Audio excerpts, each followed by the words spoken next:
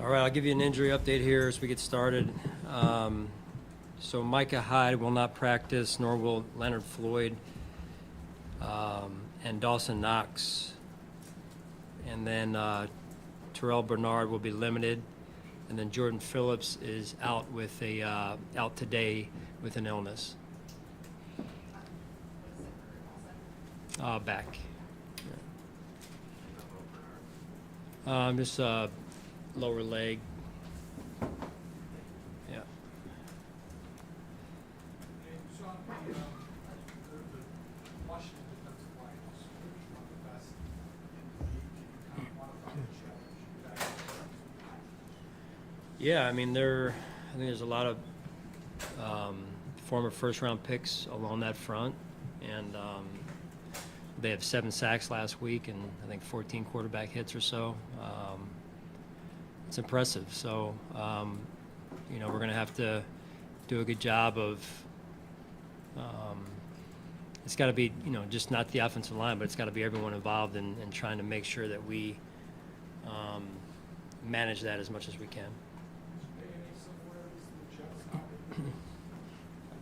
Well, the talent is what jumps off the film right away, and the twitchiness of their defensive line, and they're deep, So that's a good thing for them. I mean, that's how you build good defenses. It starts up front.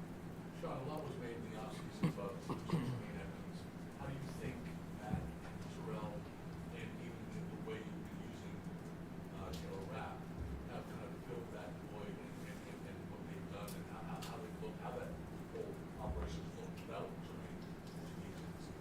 Yeah, I mean, that's part of the NFL, right? We love Tremaine and super happy for his success as it relates to the guys that we have here. I think they're off to a good start and learning and growing. 2 of those 3 in those roles are new this year in terms of playing significant time for us. The innovative, I guess there's more than one way to skin a cat, and I guess this is how you're going towards in that direction when it comes to adjusting to 2 off-season losses. Is that a fair way to put it? I'm not really sure what you're. Well, I mean, just the way you're working in an undersized like linebacker in Terrell, and kind of like working in Rapp into a third safety role. Is that among the options that teams have when it comes to adapting to filling to losing players and adapting to those losses? Yeah, I mean, just overall, I would say generally, those are 2 good football players that we have confidence in, and those 2 guys that you mentioned. And, you use everyone on your roster. That's what you get paid to do as a coach, and we're very confident in those 2 guys. They're good football players, and they're young in terms of the amount of time that they've been with us or played, been on the field for us. But that being said, they work extremely hard, and we can't wait to watch them as the season unfolds continue to grow. Sean, Washington's offense with Eric, do you see a lot of similarities foundation-wise to Kansas City with these guys? Some. Yeah, there's definitely some, and it looks like Eric's put his own signature on it as well, and they're 2-0 and off to a great start. Follow up with Sam Howell, only 3 starts, but 1,100 passes in college. Can you see that experience coming through with the way he's adjusting the situations in game? Yeah, right. He's been very impressive to this point, and it doesn't appear that it's too big for him, and that's what you read about when articles about him and who he is as a person and what his teammates say about him. So it looks like they've got a good one on their hands. We talked about, early in the season, teams figuring themselves out, let alone each other, that sort of a thing. So you don't want to read in too much, but their resiliency, the rallying ability that they've shown in the first couple of games. Yeah. What do you read into that, and what does that say about it? Well, I think it's a good thing for them, obviously, and anytime you get off to a 2-0 start and you're feeling like we've also come from behind. Those are things you learn about your team early on, and so I'm sure they're feeling very confident in their situation, and they should. They're off to a 2-0 start. Sean, after all you guys went through last year, off the field stuff, are you more prepared or maybe have a better perspective on dealing with the highs and lows of a regular season? Because you've gone through 2 pretty big ones to start this year, both weeks. Because of last year, you say we feel like we're more equipped to deal with the adversity this year? Equipped is a good word, yeah.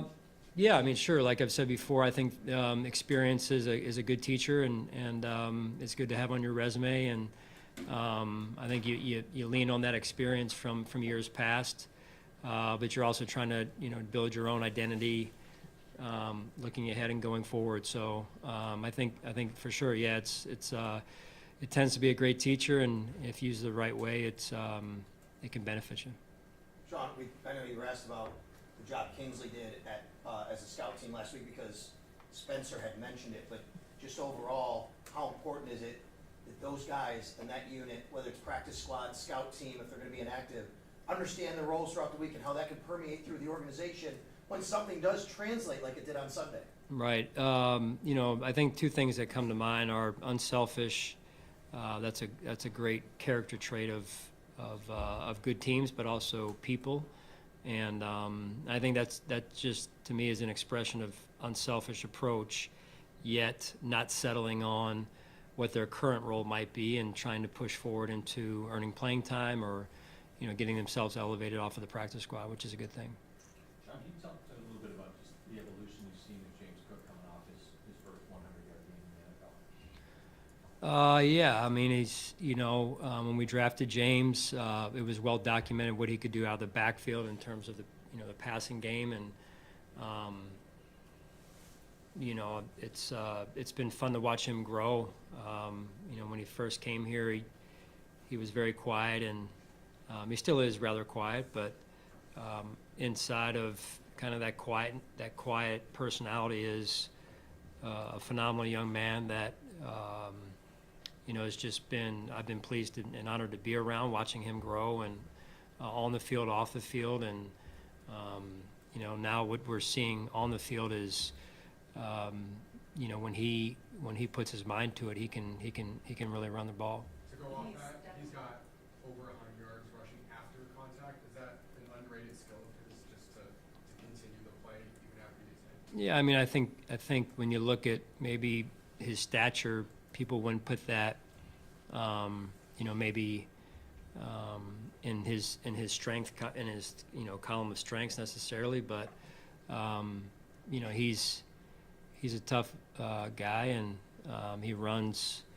when he runs with a purpose. He runs that way as well. In terms of he's tough to bring down, and probably plays bigger than he looks. Sean, You mentioned he's come out of his shell some, even though he is definitely still quiet. How do you see that kind of balance show up of, he is showing a little more personality, it seems, from our vantage point? Yeah, I think just him getting comfortable and trusting the environment a little bit more, and everyone's different. Everyone has different personalities, and I love the fact that he's true to himself and lets his play do most of the talking for him, and he loves football, and I have a lot of respect for that. Sean, maybe a little bigger picture here. You were just asked a second ago about what you all went through last year. Look at what Washington's been through as a franchise. 2-0 start. What does that say, maybe, or speak to what you know about Ron or his leadership and the influence that can have in situations? Yeah, I mean, Ron, I think he just won his 100th game, right, as a head coach. I mean, that's a heck of an accomplishment in and of itself, let alone with everything that's been going on, and I don't even pretend to know everything that's been going on. But he's a great leader and a great head coach, and all the accolades he's received. I think he's got Coach of the Year twice, I believe. I know he's been up for it at least twice, or a finalist. So he's well deserving of all the attention he gets. Are there aspects of that that have influenced you? I'm sorry? Are there aspects of that that have influenced you? Yeah, I mean, you learn from those around you. You try and take the best that you see from those around you, and I've learned a lot by being around Coach, and whether it be in Philadelphia for those years working under Andy Reid, both of us, or in Carolina when I was working under Coach Rivera. Sean, There's speaking of a Miles, lot of, you just alluded to it, there's a lot of branches to that trait. Mhm. Is it harder or easier to coach against people you coach with? I think when you first start, when you kind of go off and you first start, it's something different that week. But once you've been around it a little bit, and now with as many people kind of that branch that are out there. There's quite a few of us out there in the league now that have been out there for a number of years. So, it's a little bit more of respect, number one, but also, hey, we both have a job to do. Speaking of milestones, this is your 100th game. Anything that stands out over, like back to 2017 and what might stand out over this 100 game stretch? You're about to say 100 years? Sorry. Yeah. If we're both here in 100 years, we're both in trouble, man, right? I'm grateful. I really am. It's, when you get a job, you're never sure how long it's going to last, and especially in this day and age, regardless of what the job is, it seems. And I'm grateful for the people that have been around me to help me and my family, and we've had some great players as well. So, and as you mentioned, Ron, and all the people that I learned from. I mean, you don't get into this job. You can get into this job sometimes, but it comes and goes rather quickly if you're not prepared. So I'm thankful to all those like Ron that helped me be prepared. Sean, you guys have faced a couple of the top end wide receivers in week 1 and week 2. What have you seen from Tre'Davious White? Obviously mentally the hurdle that he was trying to come off last week. Yeah, again, a great example of mental skill and mental toughness in the way that he's handled it. He's always worked physically incredibly hard. And then to watch him come back last year and battle through knowing he wasn't himself, for him knowing even he wasn't himself, and now, this season, being able to close that gap like he has, and each week get better and better is again, I think, a testament to his mental toughness and skill. Are you starting to see glimpses of pre-injury Tre'Davious White now? Flashes, yeah, and I think with more time that passes, we'll see more and more of it.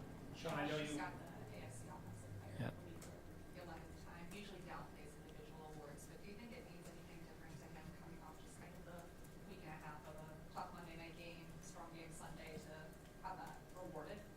Well, I'm sure he's grateful. He's very humble, and I think that's a good approach. But I think it's a great teacher. That game was. It's a great teacher, and that's one you kind of keep on your shelf and refer back to from time to time as you grow and move forward. Hey, Sean, he's obviously, you won the award, which is great. He's had more explosive games for sure. Do you think last week was maybe that he used his best version of himself? Do you think last week the way he played might be maybe the best version of Josh, the way he played that game?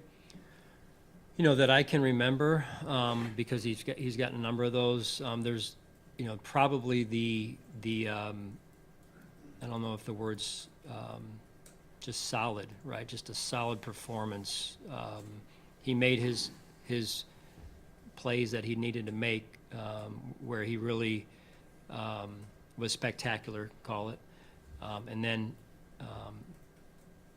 But overall, for the bulk of the day, he played really good, solid football, and I think that's the thing he needs to, and we need to take out of that game, and perhaps even refer back to from time to time. As I said, as a good, you kind of put it on your shelf, and it's a good trophy to have up there, because it's a good reminder of that you can do it when playing a certain way. You can still be in some ways and spectacular, but also play really winning, really high-level winning football. Sean, I sense that that's sinking in. I'm sorry? You get the sense that that's sinking in with him at this point? I mean, he alluded to it himself. Year 6, he should, coming out of the Jet game, should kind of know better at this point. You get a sense, maybe it reinforces it, what happened last weekend, that he knows that's the way he needs to play and do it consistently. Yeah, I mean, it's one game at a time right now, and the most important thing right now is today's practice, but also the discipline that comes with when you play that type of way. What do you carry forward? What type of discipline do you carry forward with you as an individual in this case, but for all of us, me as a coach, us as a team, that's a difficult thing to do and a challenging thing to do, but that's what's required, and that's the standard. Sean, I know you'll give credit to the players for the way that the defense performed, but looking at it, your second game being the defensive coordinator, how pleased were you with the in-game adjustments from week 1 to week 2, especially the opening drive that the Raiders put together. How pleased were you with the way that the defense was able to adjust you, the rest of the coaches, the team as a general? Yeah, I was very pleased. Sometimes you don't see those things or it's not talked about, but the staff, I thought, did a phenomenal job really staying linked up and communicative in terms of what was going on, and the players were not phased. They settled in and executed, and like I said, I felt like I could have put them in some better positions early in the game, and that's on me. So, just overall, I think that was probably something that's not talked about a lot, but the in-game adjustments are very important. Is that something that you got to knock some rust off too from week 1? I know you did the preseason, but week 1 to week 2, when to talk to players, you're watching the game, you're doing like you said, multiple hats. Was that something that you had to get back in the groove of? Yeah, I'm still knocking. I'm still knocking some of that rust off. Yeah. Sean, was that first touchdown the Raiders scored an illegal play? In what way? He caught the ball past the line of scrimmage and already had 2 offensive linemen out in front. Yeah. It was, wasn't it? Well, I guess not. I can't. Don't get me fined.